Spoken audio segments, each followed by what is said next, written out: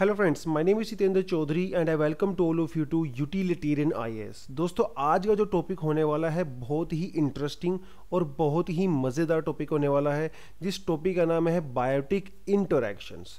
देखिए, आपको यहाँ पे दोनों शब्दों पे ध्यान देने की ज़रूरत है। एक है यहाँ पे बायोटिक और एक है यहाँ पे इंटरैक्शंस। बायोटिक एंड इंटरैक्शंस, ठीक है। देखिए, जब हम लोगों ने इकोलॉजी की बात की थी और जब हम लोगों ने इकोसिस्टम की बात की थी, तो हमने एक बात की थी कि हमारे इस पूरी अर्थ के ऊपर, हमारे पूरे बायोस्फीयर के अंदर इंटरैक्शंस लगातार होती रहती हैं। और ये इंटरैक्शंस होती हैं बायोटिक कंपोनेंट्स के बीच में और एबायोटिक कंपोनेंट्स के बीच में। जब बायोटिक और एबायोटिक कंपोनेंट्स के बीच में इंटरैक्शंस होती है, वो एक सिस्टम होता है, उस सिस्टम को हम लोग इकोसिस्टम बोलते हैं।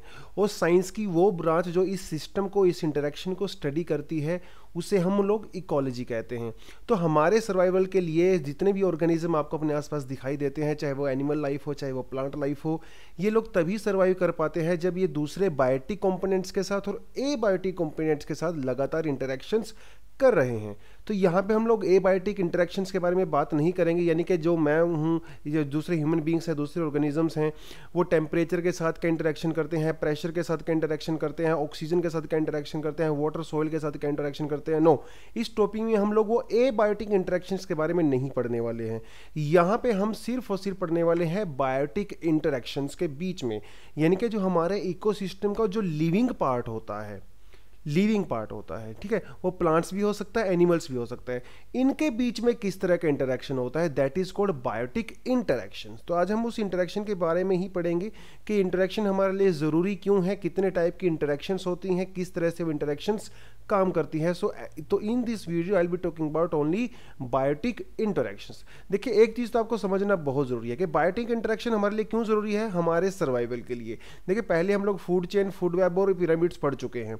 जितने भी बायोटिक कंपोनेंट्स होते हैं जो हमारे प्राइमरी प्रोड्यूसर से स्टार्ट होते हैं, फिर अलग अलग से ट्रॉफिक लेवल पे जाके हम लोग टॉप के कंज्यूमर तक पहुंचते हैं, तो उनके बीच में इंटरैक्शंस होती है। क्यों? For the transportation of the nutrients and for the transfer of the nutrients and the energy. तो एनर्जी और न्यूट्रिएंट्स तो इंटरैक्शन के थ्रू ही जाएंगे। अगर कोई इंटरेक्शन नहीं होगा तो न्यूट्रिएंट्स और एनर्जी कैसे ट्रांसफर होगा, और अगर न्यूट्रिएंट्स और एनर्जी ट्रांसफर नहीं होगा तो हम लोग सर्वाइव कैसे करेंगे। तो सबसे बड़ी चीज़ तो यह है कि बायोटिक इंटरेक्शन क्यों ज़रूरी है, because of the survival. Without any biotic interactions, no organism in this ecosystem can survive on their own. आपको आपको ऐसे लग रहा होगा कि जो प्राइमरी प्रोड्यूसर्स होते हैं, जो ऑटोट्रोफ्स होते हैं, जो ग्रीन प्लांट्स होते हैं, वो अपने आप से सर्वाइव कर न सकते हैं। No, they also need some sort of interaction with other organisms. वो भी खुद से सर्वाइव नहीं कर सकते हैं। उनकी रूट्स के अंदर कुछ फंगाई रहता है, वो फंजाई के साथ कुछ इंटरेक्शंस करते हैं, राइट। तो वो लोग भी दूसरे ऑर्गेनिज्म के साथ किसी न किसी रूप में इंटरेक्शन करते ही करते हैं। तो all the activities of living organisms which may affect on the survival of others are called the biotic interactions, right. अलग अलग पर्पस के लिए इंटरेक्शन करते हैं, अलग अलग पर्पस के लिए इंटरेक्शन करते हैं, ठीक है। कोई मेटिंग के लिए इंटरेक्शन कर सकता है, कोई फूड के लिए इंटरेक्शन कर सकता है, ठीक है, कोई ट्रांसपोर्टेशन के लिए इंटरेक्शन कर सकता है।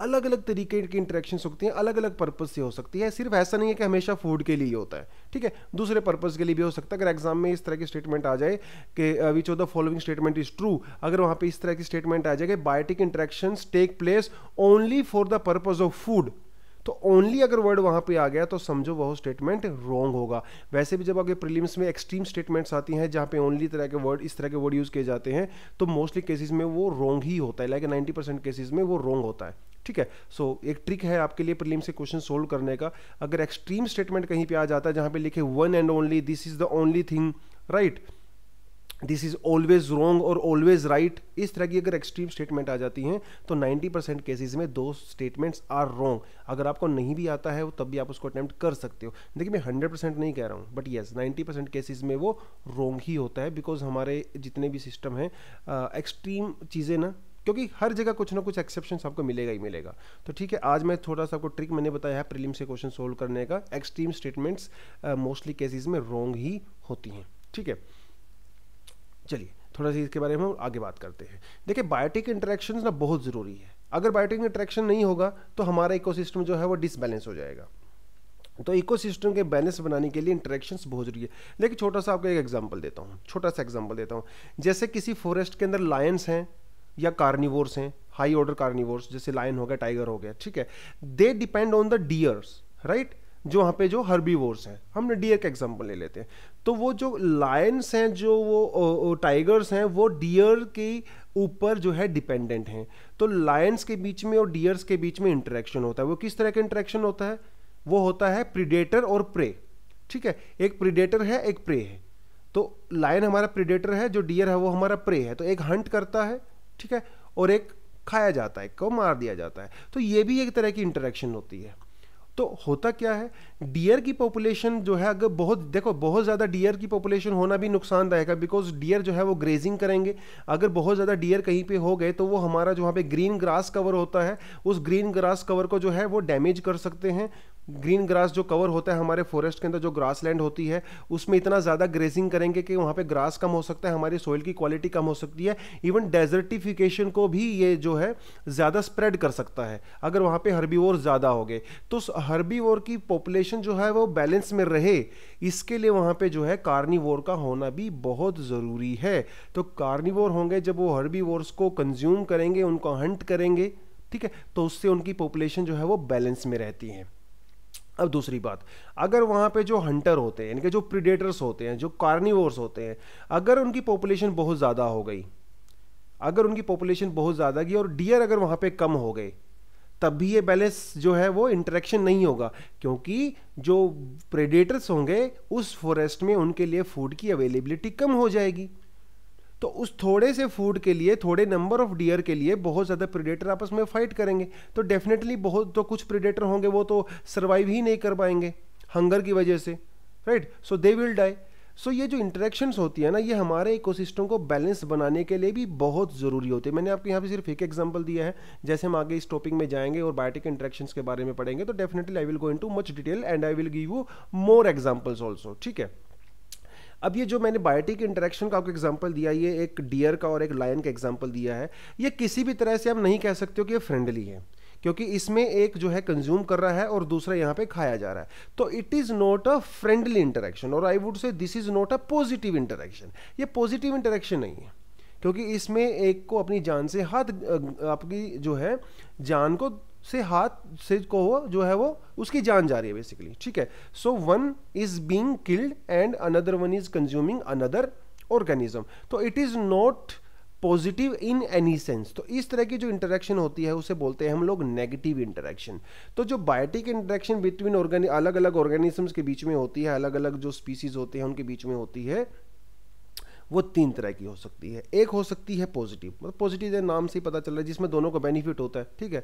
तुम मुझे कुछ दो, मैं तुम्हें कुछ दूंगा, चलिए ठीक है, आपस में अग्रीमेंट कर लेते हैं, ठीक है। उस अग्रीमेंट से दोनों को सर्वाइव करने में हेल्प मिलता है, ठीक है। आप मुझे फूड दे रहे हो, मैं आपको फूड दे रहा हूँ, तो एक अच्छा पॉजिटिव हेल्दी ये जो है इंटरेक्शन होता है, हेल्दी रिलेशन है, पॉजिटिव। नेगेटिव क्या होता है? जिसमें नुकसान होता है, जैसे अभी डियर को नुकसान हुआ बेचारे को, ठीक है, उसकी जान चली गई, जो लायन है उसको अपना खाना मिल गया। तो प्रेडेटर और प्रे, इस तरह का जो रिलेशन होता है वो नेगेटिव होता है। दूसरे नेगेटिव भी हैं, वो भी हम लोग आज में बातें करें। एक न्यूट्रल इंटरेक्शन होता है, जो थर्ड वन होता है। न्यूट्रल में ऐसा कोई इशू नहीं होता है, दोनों आपस में किसी को कोई फर्क नहीं पड़ने वाला, वो दूसरा एग्जिस्ट करे या ना करे, डजंट मैटर। तो एक न्यूट्रल तरह का इंटरेक्शन हो सकता है। अब ये इंटरेक्शन किन के बीच में हो सकता है? अब ये देखिए, ये इंटरेक्शन एक ही स्पीसीज के अंदर में भी हो सकता है, ठीक है। जैसे चीता एक स्पीसी है, ठीक है। तो उस चीताज की जो पॉपुलेशन होती है, वहाँ पे जितने भी चीता होते हैं, जितने भी लायन होंगे उस पर्टिकुलर एरिया में, पर्टिकुलर स्पीसीज में, they will also compete with each other for the resources. तो उनके बीच में भी इंटरेक्शन होगा, किसी तरह का कंपटीशन होगा उनके बीच में, है ना। क्योंकि जितने भी एक एरिया के अंदर चीता होंगे, लायन होंगे, वो एक लिमिटेड फूड के लिए ही आपस में फाइट करेंगे, तो उनके बीच में भी इंटरेक्शन हो सकती है। इस तरह की जो इंटरेक्शन होती है, जो एक ही स्पीसीज के बीच में होती है, उसको हम लोग बोलते हैं इंट्रा स्पीसीज। जैसे इंट्रा यूनिवर्सिटी गेम्स होते हैं ना, इंट्रा यूनिवर्सिटी गेम्स होते हैं, तो एक यूनिवर्सिटी के अंदर जितने भी कॉलेजेस होते हैं, सारे के सारे स्टूडेंट वहाँ पे पार्टिसिपेट करते हैं, तो that is intra university games, ठीक है। तो इंट्रा यूनिवर्सिटी गेम्स। एक होती है इंटर यूनिवर्सिटी गेम, जिसमें अलग अलग यूनिवर्सिटीज़ के प्लेयर्स आते हैं, वो आपस में compete करते हैं in any other field, right. So inter species, जो अलग अलग स्पीसीज में, जैसे चीता, जैसे चीता और जैकॉल, ठीक है, चीता एंड जैकॉल और फॉक्स, वो अलग अलग स्पीसीज हैं, अलग अलग स्पीसीज हैं, बट उनका फूड लगभग सेम ही होता है, ठीक है, उनका जो नीश है वो ओवरलैप करता है। तो वो अलग अलग स्पीसीज भी जो हैं एक ही तरह के फूड के लिए आपस में जो है compete कर सकते हैं, आपस में फाइट कर सकते हैं। तो इस तरह की जो इंटरेक्शन होती है उसको हम लोग बोलते हैं inter species.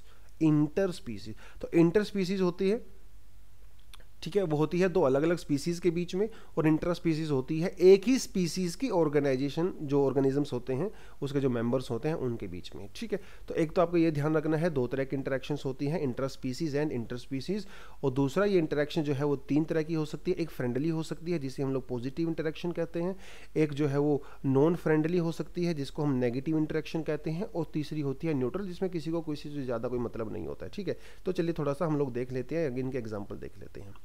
Positive interaction, mutualism, proto cooperation, commensalism, social organisation and aggregation.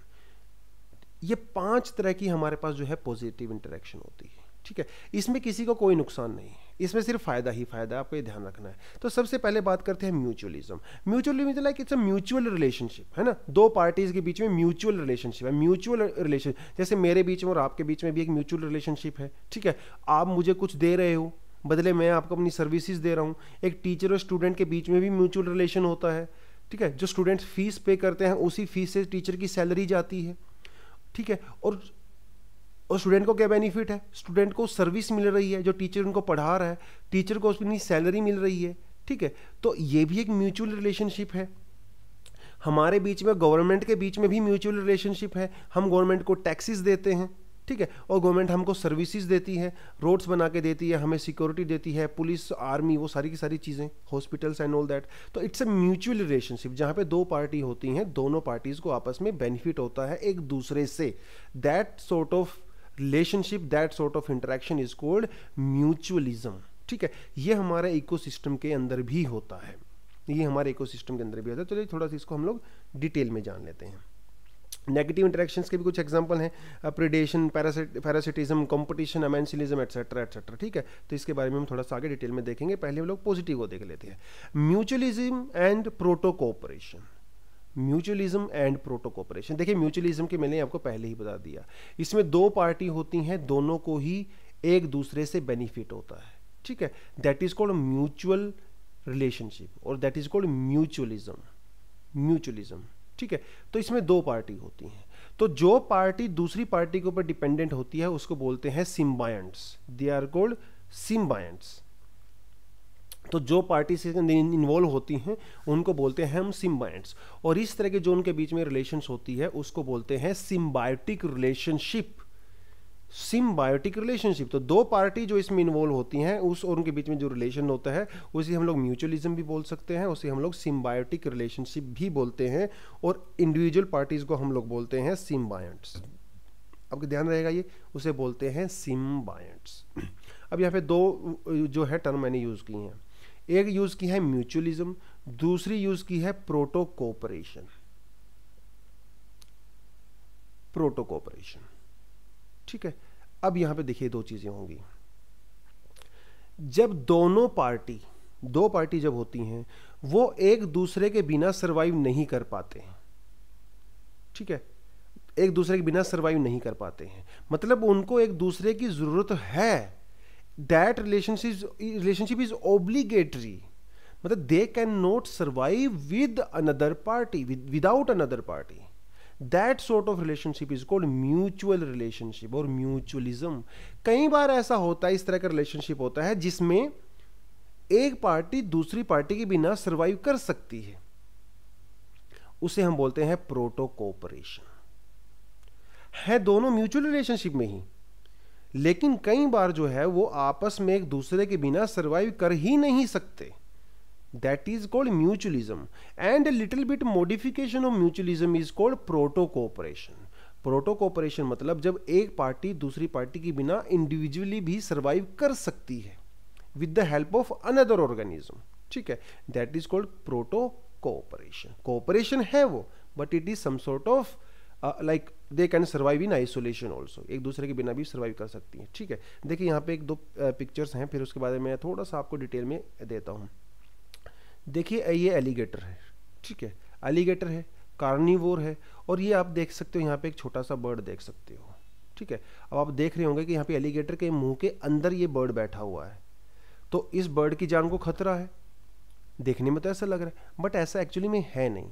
ये जो बर्ड होता है, ये बर्ड जो है इस एलिगेटर के साथ एक बहुत ही अच्छी म्यूचुअल अंडरस्टैंडिंग के बीच में है। They have a mutual relationship, वो एक्चुअली एक दूसरे की हेल्प कर रहे हैं।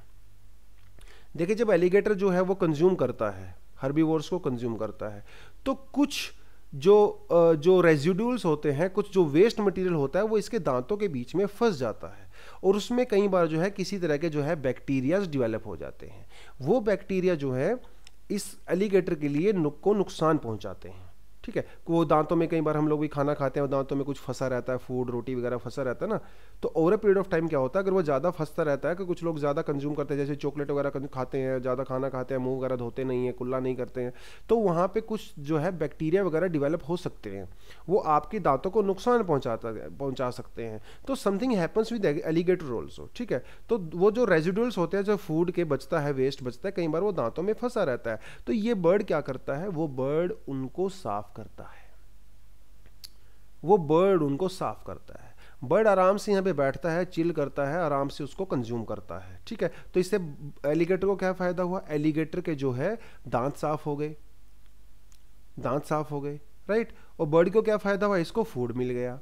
तो कितना बढ़िया नेचर के अंदर एक अच्छा म्यूचुअल और एक इतना हेल्दी और फ्रेंडली रिलेशनशिप आपको देखने को मिल रहा है। This sort of interaction is called your mutualism। ठीक है, एक और आप देख रहे होंगे यहाँ पे, ये है, देखो डियर है, और ये कोई जो है बर्ड है,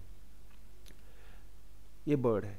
तो जो डियर होते हैं, कई बार इनकी बॉडी के ऊपर कुछ टिक वगैरह, कुछ लाइसिस वगैरह जो है वो चिपक जाते हैं। ठीक है, वो चिपक जाते हैं, तो ये बर्ड क्या करता है, बर्ड आराम से वहाँ बैठेगा, जिसके कान के अंदर टिक वगैरह होते हैं, जो कुछ कीड़े वगैरह होते हैं, उनको आराम से खाएगा, उनको साफ करेगा। ठीक है, तो हमारे जो है डियर को जो है फ़ायदा हुआ उससे, क्योंकि उससे जो है कुछ बैक्टीरिया, कुछ पैरासाइट जो है वो ख़त्म हो रहे हैं, राइट, और इस बर्ड को जो भी है वो फूड मिल गया। कितने बढ़िया बढ़िया जो है आप यहाँ पे इस तरह के रिलेशनशिप देख सकते हो। एक रिलेशनशिप मैं आपको बताना चाहता हूँ जो बहुत ही इंपॉर्टेंट है, एक्चुअली कई बार एग्जाम में पूछा जा चुका है, इसलिए इसके बारे में बताना बहुत ज़रूरी है। माइकोराइजा, माइकोराइजा का एग्जांपल देखिए मैं आपको दिया जाता हूँ।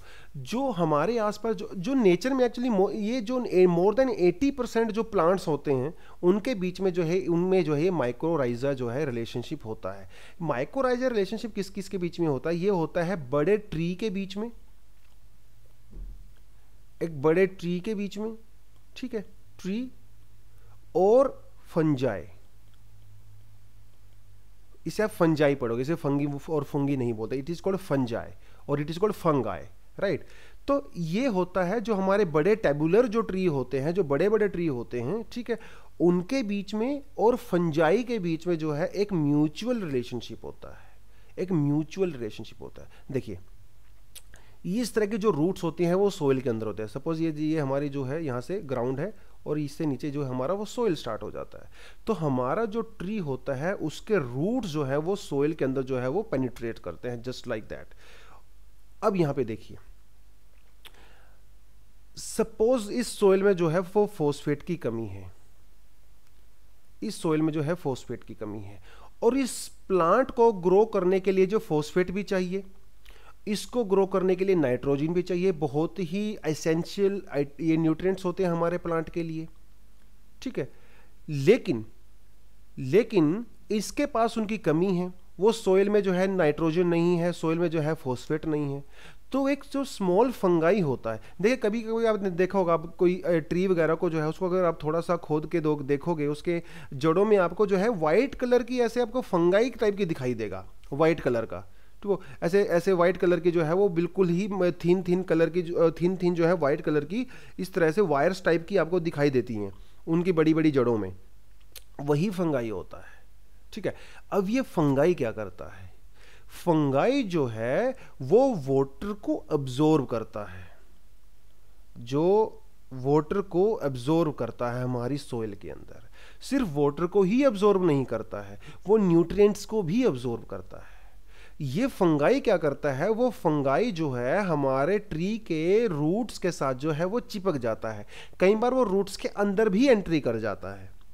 तो ये फंगाई जब वाटर को एब्जॉर्ब करता है, न्यूट्रिएंट्स को जब एब्जॉर्ब करता है, जिसके अंदर आपका नाइट्रोजन और आपका फॉस्फेट आ गया, वो उनकी सप्लाई जो है रूट्स को देता है। तो रूट्स के थ्रू जो न्यूट्रिएंट्स हैं वो हमारे जो है ट्री के अंदर एंट्री करते हैं, और उसके बाद वो हमारे लीव्स तक पहुंचते हैं, ब्रांचेस तक पहुंचते हैं, और हमारे फूड को एक प्रॉपरली हेल्थ उसकी मेंटेन होती है। लेकिन इससे फंगाई को क्या फायदा है, फंगाई को क्या फायदा है?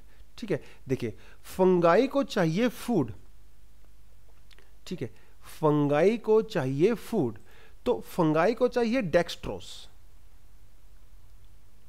फंगाई जो है वो उसको जो फूड चाहिए, उस फूड का नाम होता है डेक्स्ट्रोस। देखिए डेक्स्ट्रोस एक बहुत ही सिंपल जो है शुगर होता है, जैसे हमारा ग्लूकोज होता है, सुक्रोज होता है, ऐसे ही हमारा डेक्स्ट्रोस भी होता है, बहुत ही सिंपल शुगर होता है। This is the food of the fungi. तो जो ट्री ने जो फॉस्फेट लिया है, ट्री ने जो नाइट्रोजन लिया है, उसके बदले में जो ट्री होता है उसकी रूट्स में डेक्स्ट्रोस प्रोड्यूस होता है। तो फंगाई जो उसकी जड़ों में पहले से ही बैठा हुआ है, तो that fungi will consume that dextrose as a food source. तो इससे दोनों को फायदा हुआ कि नहीं हुआ? इस तरह के रिलेशनशिप को हम लोग बोलते हैं माइकोराइजा।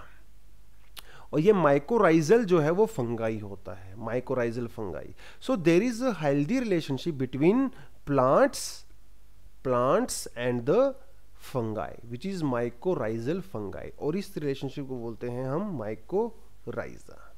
माइकोराइजा। इसी तरह का एक और म्यूचुअल रिलेशनशिप होता है, वो होता है हमारे जो लेग्यूम्स होते हैं, हमारे प्लांट्स होते हैं, जैसे अरहर हो गई, दाल हो गई, तिलहन हो गई, ठीक है, चने हो गए, इन्हें जो हम लेग्यूम्स बोलते हैं। तो ये लेग्यूमिनस प्लांट्स होते हैं हमारे। देखिए एक चीज़ आपको मैं बता देता हूँ कि हमारे जो एटमॉस्फेयर के अंदर नाइट्रोजन है दैट इज अराउंड 78%, लेकिन अनफॉर्चुनेटली देखिए हमारे कितनी 78% नाइट्रोजन है हमारे एटमॉस्फेयर के अंदर, बट अनफॉर्चुनेटली हमारे जो प्लांट्स होते हैं, नेचर ने प्लांट्स को ऐसी कैपेसिटी दी ही नहीं कि ये प्लांट जो है वो एटमॉस्फेयर से डायरेक्ट नाइट्रोजन कंज्यूम कर लें, डायरेक्ट उसको यूज कर लें। देखिए कार्बन डाइऑक्साइड को यूज कर सकते हैं, कार्बन डाइऑक्साइड का यूज कर सकते हैं, लेकिन नेचर ने बड़ी नाइंसाफी की है हमारे प्लांट्स के साथ। They are autotrophs, they are primary producers, but they are not able to use these 78% of nitrogen which is present in atmosphere। कर ही नहीं सकते, उनको कोई ऐसा मैकेनिज्म दिया ही नहीं कि वो डायरेक्टली उस नाइट्रोजन को जो है कंज्यूम कर लें। नाइट्रोजन को वो लोग कंज्यूम नहीं कर सकते, but they can consume ammonia, they can use nitrate, they can use nitrite. Direct जो है नाइट्रोजन को यूज नहीं कर सकते, अमोनिया को यूज कर सकते हैं। तो पहले तो इस नाइट्रोजन को जो है हम लोग नाइट्रेट में कन्वर्ट करते हैं, फिर उसे नाइट्राइट में कन्वर्ट करते हैं, मतलब अमोनिया में कन्वर्ट करते हैं। That can be consumed by these plants. लेकिन वो काम कौन करेगा? उसके लिए एक बैक्टीरिया होता है जिसे बोलते हैं राइजोबियम। राइजोबियम। तो जो हमारे लेग्यूमस प्लांट्स होते हैं, जो यानी कि दालें, तरहर, चना वगैरह होता है, एक राइजोबियम होता है, it's a bacteria called rhizobium.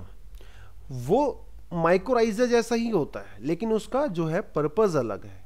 वहाँ पे माइकोराइजा क्या कर रहा था? वहाँ पे माइकोराइजा सिंपली जो है वो रूट्स को न्यूट्रिएंट्स दे रहा था, उसको वाटर दे रहा था। लेकिन यहाँ पे जो है राइजोबियम जो बैक्टीरिया होता है,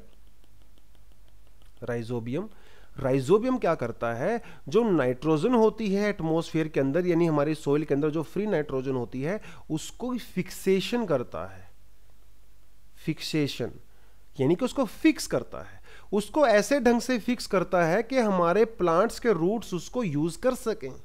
यानी कि उसको फिक्स कर दिया गया। उस नाइट्रोजन को जो है, फ्री जो नाइट्रोजन होती है, उसको जो है अमोनिया में कन्वर्ट कर दिया, अमोनिया में।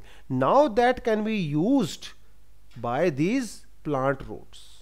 Getting this point? तो प्लांट को बड़ा फायदा हो गया, उनको नाइट्रोजन मिल गया, उनको अमोनिया के फॉर्म में, नाइट्रेट के फॉर्म में उनको अमोनिया उनको मिल गया, न्यूट्रिएंट्स मिल गए, राइट। लेकिन इससे राइजोबियम को बेनिफिट क्या हुआ? राइजोबियम को जो है फूड मिल गया, और उसको रहने के लिए जगह मिल गई, उसको शेल्टर मिल गया।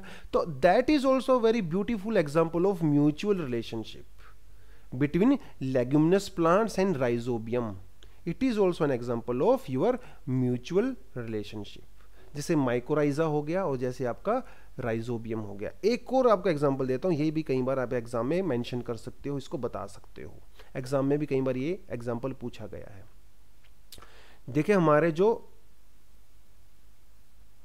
फ्लावरिंग प्लांट्स होते हैं, यानी कि जो प्लांट्स होते हैं जब उनके ऊपर फ्लावर आते हैं, क्योंकि अब प्लांट को भी रिप्रोड्यूस करने के लिए क्या करना पड़ेगा, उनका जो सीड होता है उसको स्प्रेड करना पड़ेगा, सीड के बिना तो पैदा नहीं होंगे, तो रिप्रोडक्शन कैसे होगा, विदाउट सीड तो हो नहीं सकता, राइट। तो हमारे जो जो फ्लावर्स होते हैं, जो स्टार्टिंग में जो सीड से पहले जो फ्लावर्स होते हैं, उन फ्लावर्स के अंदर जो है एक मेल पार्ट होता है, एक फीमेल पार्ट होता है, एक मेल पार्ट होता है, एक फीमेल पार्ट होता है। जो मेल पार्ट होता है फ्लावर के अंदर उसको बोलते हैं हम लोग anther. This is the main part, this is male part, जिसको बोलते हैं एंथर। एक होता है फीमेल पार्ट, एक होता है फीमेल पार्ट, ये वाला फीमेल है, जिसे बोलते हैं स्टिग्मा। एक फ्लावर के अंदर होता है मेल पार्ट जिसे बोलते हैं हम लोग एंथर, दूसरा होता है फीमेल पार्ट जिसे बोलते हैं स्टिग्मा, जिसे बोलते हैं स्टिग्मा, राइट। तो अभी रिप्रोडक्शन के लिए क्या चाहिए, रिप्रोडक्शन के लिए मेल पार्ट और फीमेल पार्ट के बीच में जो है फर्टिलाइजेशन होना जरूरी है, उनके बीच में इंटरेक्शन होना जरूरी है, तभी वो कुछ नई चीज प्रोड्यूस कर पाएंगे, तभी रिप्रोडक्शन होगा। अब ये मेल और फीमेल के बीच में क्या चीज एक्सचेंज होगी, वो किस के थ्रू एक्सचेंज होगी, वो जो हमारी बटरफ्लाइज होती हैं, जो हमारी बटरफ्लाइज होती हैं या जो जो फ्लाइज होती हैं, सिंपल फ्लाई मधुमक्खियां जो होती हैं, वो ये काम करती हैं। वो मधुमक्खियां जो है एक फूल के ऊपर बैठेंगी, उसके एंथर के ऊपर बैठेंगी, वहां से ये लोग क्या कंज्यूम करेंगे। देखिए जो जो जो फ्लावर होता है ना, ये बड़ा ही, इसके अंदर बहुत अच्छी फ्रेग्रेंस होती है, और इसका जो जो रस होता है ना, दैट इज वेरी स्वीट, है ना, शुगरी होता है। तो जो हमारी मधुमक्खियां होती हैं, जो बटरफ्लाइज होती हैं, वो क्या करती हैं, इसके ऊपर बैठ जाती हैं, यहां पे वो बैठ जाएंगी, ठीक है। तो वहां से वो क्या करेंगी, पोलन, उसको बोलते हैं पोलन, जो उसके मेल पार्ट के अंदर होता है उसको बोलते हैं पोलन। तो ये पोलन को कंज्यूम करती हैं, कुछ पोलन जब ये उसके ऊपर बैठेंगी पोलन को खाने के लिए एज अ फूड सोर्स, तो वो पोलन क्या होता है, कई बार इनकी बॉडी के ऊपर चिपक जाता है, इनकी बॉडी के ऊपर चिपक जाता है। तो ये जब एक फूल से दूसरे फूल फ्लावर के ऊपर जाएंगी, तो वो दूसरे फ्लावर के जो है फीमेल पार्ट के ऊपर जाके वो बैठ जाएंगी, और वो जो पोलन उसने पहले फ्लावर के मेल पार्ट से लिया था, वो दूसरे फ्लावर के फीमेल पार्ट पे जाके उसको जो है वो छोड़ देंगी। उसको जानबूझ के नहीं कर रही है वो, उसको इस बात का नहीं पता है कि मैं क्यों कर रही हूं, वो तो सिंपली अपना जो है फूड खा रही है इधर से उधर घूम के, मधुमक्खी, राइट। लेकिन उस प्रोसेस में जो पोलन वो जो है वो ट्रांसफर हो जाता है from one flower to another flower, और इससे जो है वो फर्टिलाइज होते हैं, और इससे वो जो है उनका रिप्रोडक्शन स्टार्ट हो जाता है। तो इससे दोनों को फायदा है, प्लांट को क्या फायदा हुआ, फ्लावर को क्या फायदा हुआ कि उसका पोलन जो है वो ट्रांसफर हो गया, इससे उनका रिप्रोडक्शन हुआ। फ्लाई को क्या फायदा हुआ, मधुमक्खी को क्या फायदा हुआ, इसको जो है खाने के लिए फूड मिल गया, इसको इतना बड़ा बढ़िया स्वादिष्ट जो है वो पोलन मिल गया, इसको फूड मिल गया, राइट। तो it is also very very good example of mutual relationship, ठीक है। और इस पूरी प्रोसेसर को हम बोलते हैं पोलिनेशन, क्रॉस पोलिनेशन, एक फ्लावर से दूसरे फ्लावर के बीच में, this is called cross pollination. तो देखिए कई सारे एग्जांपल हमारे पास हो जाते हैं म्यूचुअल रिलेशनशिप के, ठीक है। जनरली एग्जाम्स में जो पूछे जाते हैं वो आपका या तो पोलिनेशन तरह का पूछते हैं, माइकोराइजा पूछते हैं, राइजोबियम वगैरह के एग्जाम्पल दे सकते हैं। और भी कई तरह के एग्जाम्पल होते हैं, जैसे जब हम लोग पढ़ेंगे कोरल रीफ, जब आपको मैं कोरल रीफ कराऊंगा, कोरल रीफ में भी आपको मैं बहुत ही बढ़िया एक सिम्बायोटिक रिलेशनशिप और म्यूचुअल रिलेशनशिप के बारे में बताने वाला हूं, जो जनरली हमारे कोरल पोलिप के बीच में होता है और जूजेंथली के बीच में होता है, ठीक है। इसे मैं आपको कराऊंगा जब मैं आपको कोरल रीफ वगैरह पढ़ाऊंगा। So this is our first example of mutualism and proto cooperation, this is a positive interaction. तो यहाँ पे दो ऑर्गेनिजम्स थे हमारे, ठीक है, दो बायोटिक कंपोनेंट्स थे, उनके बीच में पॉजिटिव इंटरेक्शन है, दोनों पार्टीज को इसमें फायदा होता है, ठीक है। That is why it is called your mutualism, ठीक है, पॉजिटिव। नेक्स्ट पे हम लोग जाते हैं commensalism. Next is called commensalism. देखिए कमेंसलिज्म में क्या होता है, कमेंसलिज्म में भी दो पार्टी होंगी, डेफिनेटली इंटरेक्शन तो दो पार्टी के बीच में ही होगा। कमेंसलिज्म में भी दो पार्टी होती हैं। इसका में क्या डिफरेंस होता है म्यूचुअलिज्म से? डिफरेंस इज दैट कि in commensalism one party is getting benefited, another party is not getting benefited और नॉट गेटिंग हार्म्ड। एक को फायदा हो रहा है पार्टी को, दूसरी पार्टी को ना तो फायदा हो रहा है या ना नुकसान हो रहा है। It is something like that, it is something like that. ठीक है, एक पार्टी को फायदा हुआ, दूसरी पार्टी को ना फायदा हुआ ना नुकसान हुआ। जैसे मान लो कोई टीचर जो है क्लास में बच्चों को पढ़ा रहा है, उस क्लास में बच्चे जो है वो फीस दे के बैठे हैं, वो पैसा दे के वहाँ पे बैठे हैं, तो उस टीचर के बीच में और स्टूडेंट के बीच में कैसा रिलेशनशिप है? एक बिल्कुल सिम्बायोटिक रिलेशनशिप है, बढ़िया म्यूचुअल रिलेशनशिप है, दोनों पार्टीज को उसमें फायदा है। लेकिन सपोज करो कोई बच्चा वहाँ पे क्लास के बाहर से उस क्लास को सुन रहा है, वो उस क्लास का स्टूडेंट नहीं है, उस क्लास का स्टूडेंट नहीं है, लेकिन वो फिर भी जो है वो टीचर जो पढ़ा रहा है उसको बाहर से सुनाई दे रहा है उसको, और वो सुन रहा है, और उस सुनने से उसको हल्का फुल्का बेनिफिट हो रहा है। ठीक है, तो उस बच्चे को तो बेनिफिट हो गया, लेकिन टीचर को क्या? टीचर को ना बेनिफिट हुआ ना नुकसान हुआ, उससे कोई फर्क नहीं पड़ता है, क्योंकि वो जो बोल रहा है उससे वो कोई बाहर सुन के कोई बेनिफिट ले रहा है, तो उसको कोई नुकसान नहीं है उस चीज़ का। लेकिन अगर आप क्लास अटेंड करते, क्लास अटेंड करने के बाद भी अगर आप फीस ना देते तो शायद टीचर को नुकसान होता। ठीक है, तो commensalism is something like that, commensalism is something like that. तो इसमें दो पार्टी होती हैं, एक छोटी पार्टी होती है, एक बड़ी पार्टी होती है। जो छोटी पार्टी होती है उसको बोलते हैं कमेंसल, उसको बोलते हैं कमेंसल। ठीक है, और जो बड़ी पार्टी होती है उसको बोलते हैं होस्ट। जैसे किसी के घर में पार्टी होती है तो गेस्ट जो आते हैं, एक होस्ट होता है जो पार्टी को ऑर्गेनाइज करता है, जिसके घर पे आप जाते हो वो होस्ट होता है, राइट।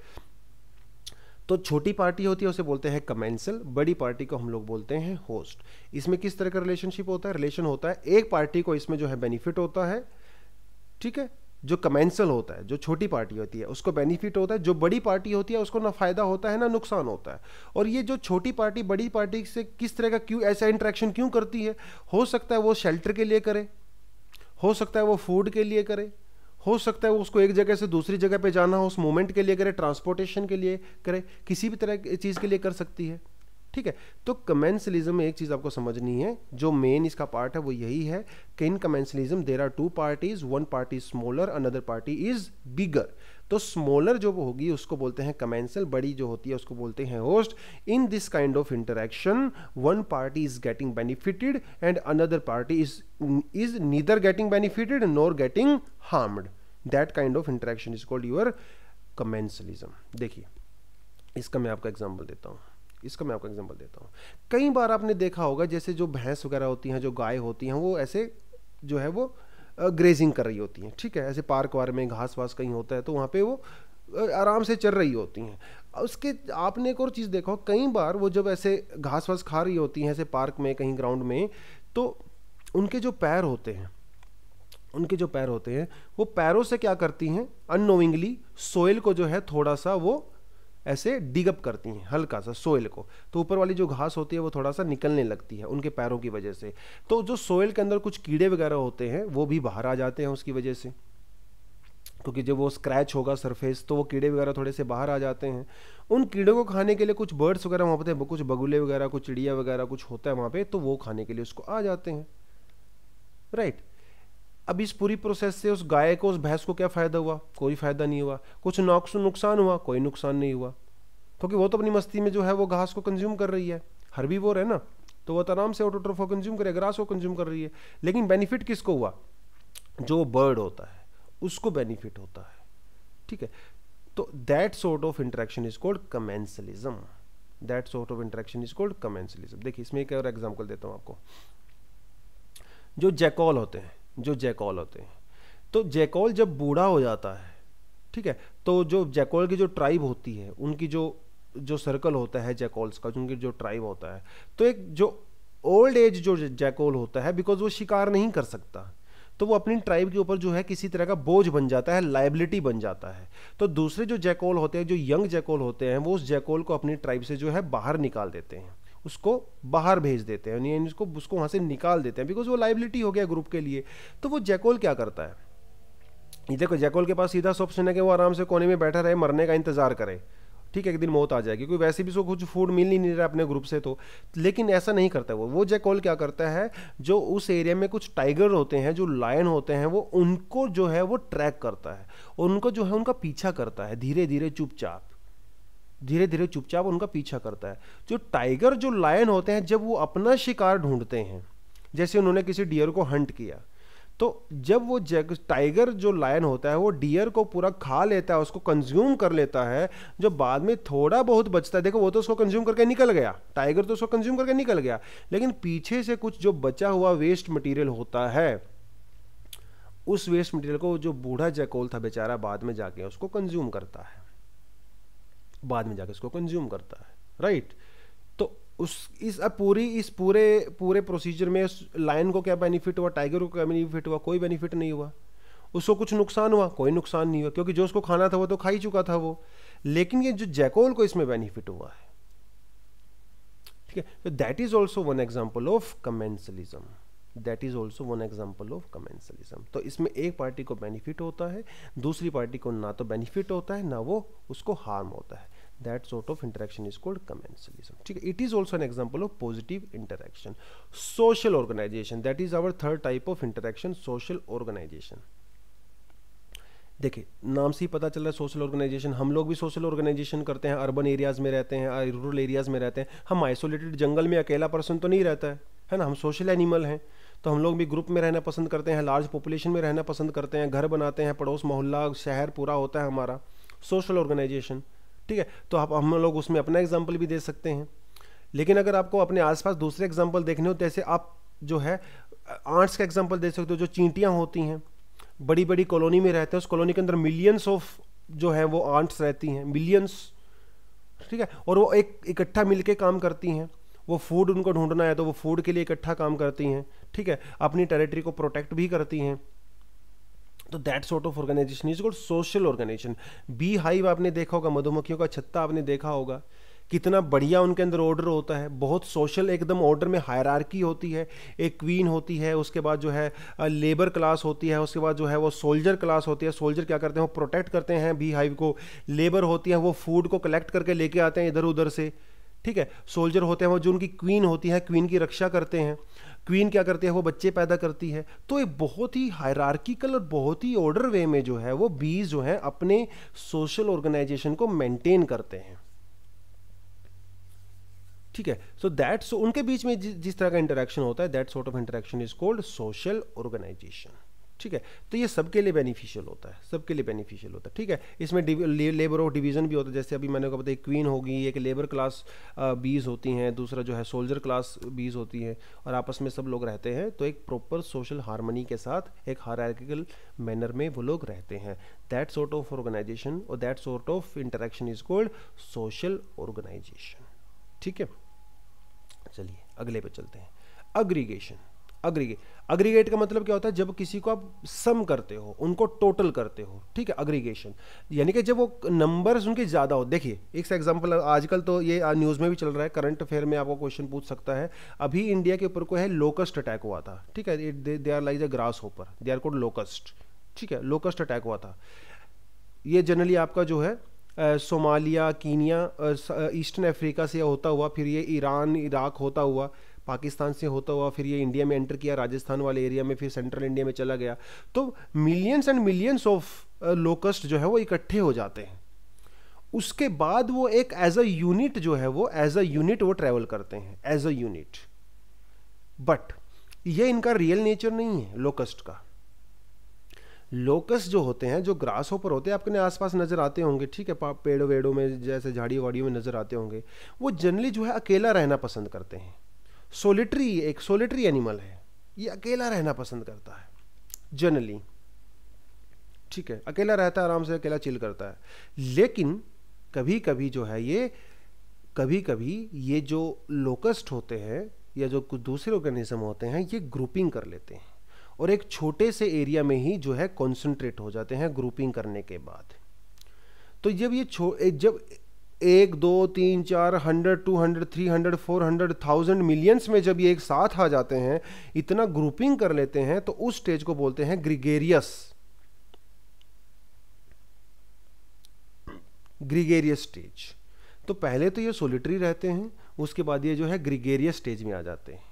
ठीक है, ग्रीगेरियस स्टेज में आ जाते हैं। तो ये जो ग्रीगेरियस स्टेज होता है यही बहुत खतरनाक स्टेज होती है, जिसमें ये जो है कई किलोमीटर तक का एरिया जो है वो उसको कवर कर लेते हैं, और दिन में जो है 50, 100, 150 किलोमीटर तक जो है वो ट्रैवल कर सकते हैं, और जिस भी एरिया में जाते हैं उस एरिया में जो फसलें वगैरह होती है, जो वेजिटेशन होती है, उसको काफ़ी बड़ी मात्रा में कंज्यूम कर लेते हैं। ठीक है, इस तरह का जो इंटरेक्शन होता है उसको बोलते हैं अग्रीगेशन, उसको बोलते हैं अग्रीगेशन। ये करते ऐसा क्यों है? क्योंकि जब फूड कम होने लगता है तो उनको इस चीज़ में बेनिफिट होता है, जब फूड कम हो जाता है। ठीक है, तो for the security of food, space के लिए वो यूज़ कर सकते हैं। जब स्पेस कम होता है, ठीक है, जब स्पेस कम होता है, वो अलग अलग नहीं रह सकते, तो वो एक साथ आ जाते हैं, वो एक साथ आ जाते हैं, जो क्योंकि स्पेस की कमी होती है। ठीक है, स्पेस की कमी होती है, तो उसके लिए भी लोग यूज़ कर सकते हैं। और ब्रीडिंग के लिए इस तरह की चीज़ें कर सकते हैं, मेटिंग के लिए, ब्रीडिंग के लिए, राइट। तो जब वो इसीलिए भी कर सकते हैं। तो इस तरह का जो इंटरेक्शन होता है, that sort of interaction is called aggregation, जिसमें लोकस्ट और ग्रास होपर वाला एग्जांपल अभी रिसेंटली काफ़ी न्यूज़ में भी था। तो it is also very important for your exam. ठीक है, it is also a positive interaction, क्योंकि इसमें सबको बेनिफिट है, इसमें सबको बेनिफिट है। वो स्पेस उनको मेंटेन हो गया, वो फूड सिक्योरिटी हो गया उनको, राइट। ब्रीडिंग ग्राउंड के लिए उनको दूसरे मेट्स मिल गए, राइट। तो उनको सबको बेनिफिट होता है इसमें। तो that is your positive interaction. तो पॉजिटिव इंटरेक्शन की जहाँ तक हम लोग बात करते हैं, तो म्यूचुअलिज्म और प्रो कोऑपरेशन, ये हमने एक साथ ही देखा था। म्यूचुअलिज्म में दोनों के बीच में रिलेशनशिप जो है वो ओब्लिगेटरी होता है, वो एक दूसरे के बिना सर्वाइव नहीं कर सकते, राइट। प्रोटो कोऑपरेशन में वो अलग अलग भी सर्वाइव कर सकते हैं, लेकिन वो कई बार एक साथ आ जाते हैं, तो चलो भैया एक साथ ही सर्वाइव कर लेंगे, राइट। कमेंसलिज्म में एक पार्टी को बेनिफिट होता है, दूसरी पार्टी को ना तो बेनिफिट होता है ना ही नुकसान होता है। सोशल ऑर्गेनाइजेशन जैसे आर्ट्स में होता है, बीज में होता है, एंड एग्रीगेशन जैसे ग्रास होपर्स और लोकस्ट वगैरह में होता है, that is called your aggregation. तो these all are our examples of positive interaction, positive interaction. लेकिन नेचर इतना भी फ्रेंडली नहीं होता है कि सारे के सारे ऑर्गेनिज्म जो हैं आपस में वो भाईचारा बना के रखे, फ्रेंडली रिलेशनशिप बना रखे। No, nature is not something, nature is sometimes cruel, cruel. All organisms in nature, they don't maintain positive and friendly relationships. There are some relations which are brutal, which are cruel, they are negative, they are negative relationships, they are negative interaction, जिसमें एक example जो है predation का आप दे सकते हो। Predation के starting में ही जो है टॉपिक के स्टार्टिंग में आपको एक एग्जांपल मैं दे चुका हूं, लायन और डियर का एग्जांपल। देखिए, जब भी हम लोग प्रेडेशन के बारे में सोचते हैं तो हमारे दिमाग में हमेशा जो है लायन और डियर ही आता है। हमारे दिमाग में आता है कि लायन जो है वो प्रेडेटर है और डियर जो है वो प्रे है। जो प्रेडेटर है जो वो प्रे को कंज्यूम कर रहा है, ठीक। But it is not something like, इतना सिंपल और इतना ईजी नहीं है। अगर हम इकोलॉजिकल की ब्रॉडर मीनिंग के बारे में देखूं तो इसके हम लोग प्रेडेटर और प्रे की बजाय अगर मैं ये देखूं कि one person is or one organism is consuming another organism, that is called predation. अगर आप थोड़ा सा ध्यान से देखोगे, जब हम लोग फूड को कंज्यूम करते हैं, वेजिटेबल्स को कंज्यूम करते हैं, प्लांट्स को कंज्यूम करते हैं, don't you think that is some sort of predation? क्योंकि हम किसी को कंज्यूम कर रहे हैं फूड के लिए, उसके एग्जिस्टेंस को खत्म कर रहे हैं, उसको टोटली डिमिनिश कर रहे हैं। जब एक डियर ग्रास को कंज्यूम करता है, don't you think that is also not an example of some sort of predation? Yes, that is. तो हमेशा हम लोग जो है लायन, टाइगर और डियर को ही देखते हैं प्रेडेशन में, but no, herbivores are also in a predatory relationship with the grass और विद द ग्रीन प्लांट्स, ठीक है। जब आप वेजिटेबल कंज्यूम करते हो तो आप भी एक तरह से प्रेडेटर ही हो, क्योंकि वो भी एक बायोटिक कंपोनेंट है, उसके अंदर भी लाइफ है, and you are consuming that, you are eating that, right. So that is also some sort of predatory relationship, ठीक है। तो टाइगर और डियर का तो है ही, लेकिन जो हर्बीवोर्स होते हैं वो भी एक तरह के प्रेडेटरी रिलेशनशिप में ही होते हैं, ठीक है। तो ये प्रेडेटरी जो रिलेशनशिप होता है, इस तरह का जो इंटरेक्शन होता है, इसमें जनरली एक जो बड़ा ऑर्गेनिज्म होता है, ठीक है, लार्जर स्पीसीज, उसको बोलते हैं प्रेडेटर, और जो छोटे वाला होता है उसको बोलते हैं प्रे, उसको बोलते हैं प्रे। तो जो इनके बीच में देखो रिलेशन होना बहुत ज़रूरी है। इनके बीच में जो number of predators, number of जो प्रे होते हैं, they should have a very balanced relationship so that they can survive, both of them can survive. अगर एक की पॉपुलेशन ज़्यादा हो गई, दूसरे की पॉपुलेशन कम हो गई, तो ये भी नुकसान करता है। अगर प्रीडेटर की पॉपुलेशन ज़्यादा हो गई तो वो ज़्यादा से ज़्यादा डियर कंज्यूम करेंगे, ठीक है। अगर डियर की पॉपुलेशन ज़्यादा हो गई तो वो ज़्यादा ग्रास कंज्यूम करेंगे, तो वो भी नुकसान है, ठीक है। तो उसके बीच में एक रिलेशनशिप होना, दोनों के बीच में हेल्दी रिलेशनशिप होना बहुत ज़रूरी है, ताकि हमारा इकोसिस्टम जो है वो बैलेंस रहे, ठीक है। और इस तरह के रिलेशनशिप जो है एंटागोनिस्टिक रिलेशनशिप भी बोलते हैं, मतलब दुश्मनी भरा रिलेशनशिप है, एंटागोनिस्टिक, ठीक है। तो इसमें क्या करते हैं, जो प्रीडेटर्स होते हैं वो प्रे की जो है पॉपुलेशन को कंट्रोल में रखते हैं, ताकि उनकी पॉपुलेशन ज़्यादा ना बढ़े, तो उनको वो कंज्यूम कर लेते हैं, ठीक है। तो पॉपुलेशन को जो है अंडर कंट्रोल रखते हैं। इस तरह का एग्जाम में स्टेटमेंट्स कई बार आ जाती हैं। क्यों कंट्रोल में करते हैं? ताकि वो एक इकोलॉजिकल बैलेंस बना रहे, इकोलॉजिकल बैलेंस बना रहे, ठीक है। और तो दैट इज द थिंग। आगे थोड़ा इसे मोर डिटेल में देखते हैं। Diversity, predator also help in maintaining the species biodiversity in a community by reducing the intensity of competition among competing prey species। देखिए